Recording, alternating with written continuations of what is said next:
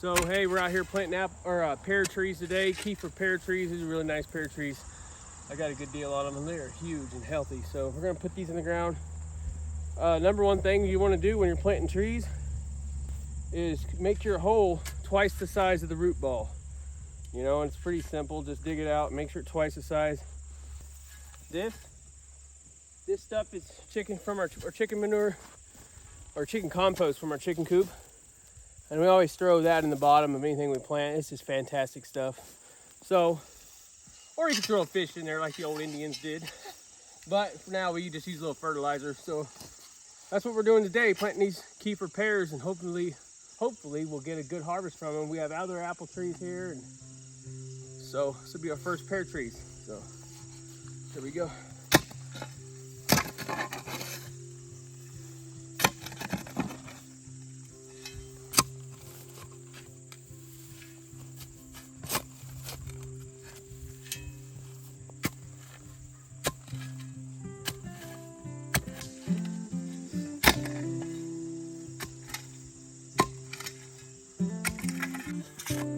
Welcome to the Ozarks. We grow rocks here like Nebraska grows corn.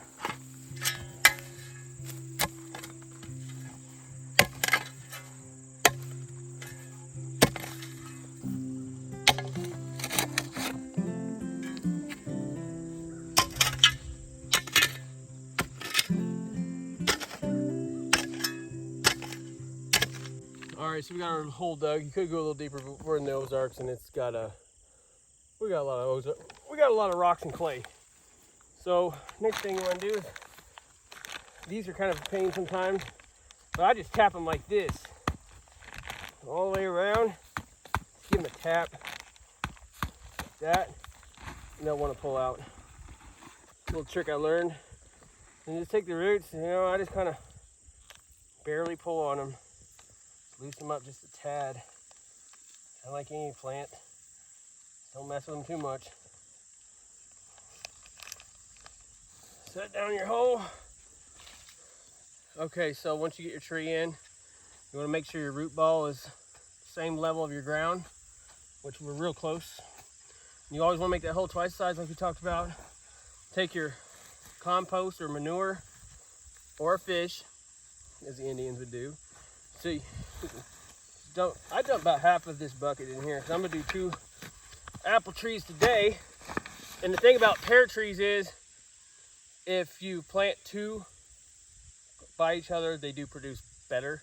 They are self-pollinating trees, but if you have 2, you will get a lot more fruit. So this is kieffer pears, so they're real sweet pear, and our pigs love them. So add your little compost manure. It gives it a little jump start, And we usually do about half a bucket of compost. Helps it out. And then just kind of pack it around, Look at this, from our chicken compost. It looks like they picked apart a deer. Okay, that's it. Backfill it.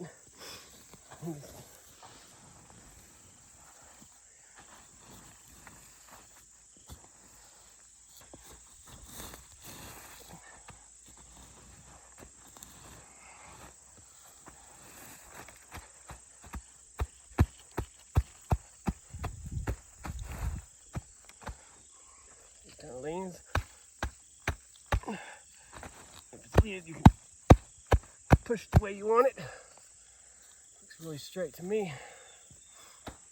And another thing you can do is, we ran into a lot of problems here with coons getting our apples, is early season, get you a flute pipe and stick on here. It'll keep the coons from going up it and stealing your pears and apples. Because this year they took all of ours by a couple.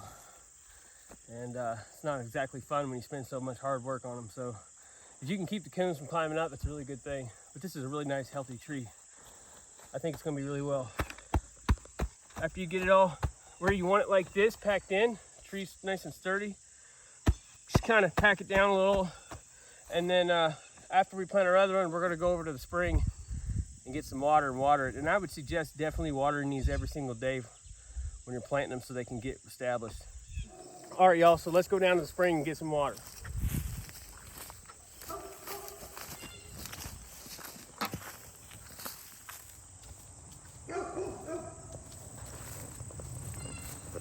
So we're down here at the spring. We're so blessed to have springs on our property. We got a spring-fed creek that runs through here year-round, even when it's dry.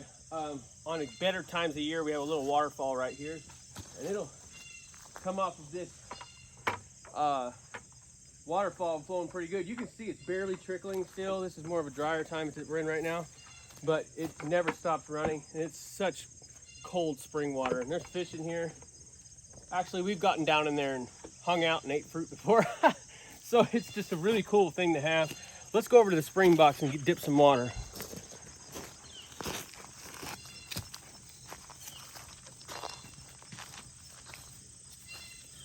We're down here at the spring box. This is really kind of a cool story here on our land. There's a little old community that we live in, and back in the day, all the old timers, you know, they went to a school down the road, and a little schoolhouse, and they would come down to this spring right here, and they would dip water from it for the kids and the teachers from the school, and that's why this thing was built, and we're blessed to have it and own it today.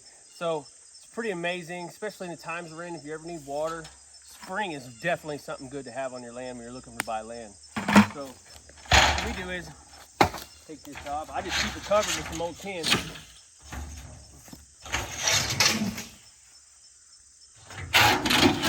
And as you can see, come on and look, crystal clear water in there. And there's a pipe in there that we actually they used to pump up to our place. It's just beautiful, crystal clear water. So you come down here, look in, make sure there's no intruders. All right, so you see it's crystal clear water. Beautiful spring water.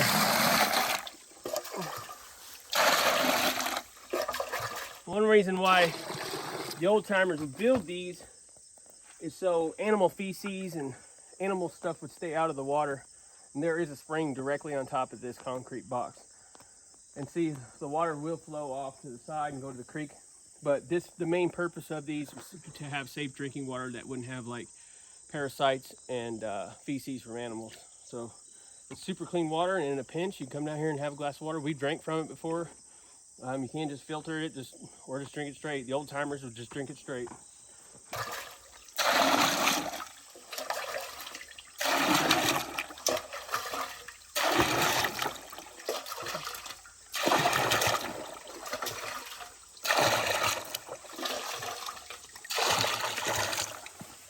Back over and water these trees.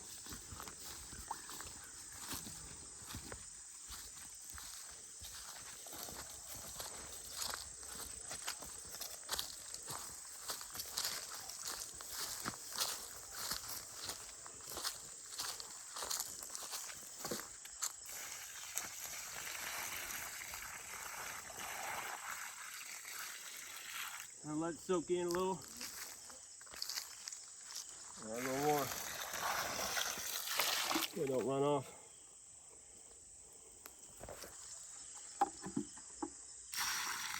Usually about a half a bucket I'll do, but I'm gonna put the whole bucket on here. And we'll go get another bucket for the other tree. That's really it. You know? Everybody have fun. Enjoy farming and growing your own food, and if you ever get time, plant a tree.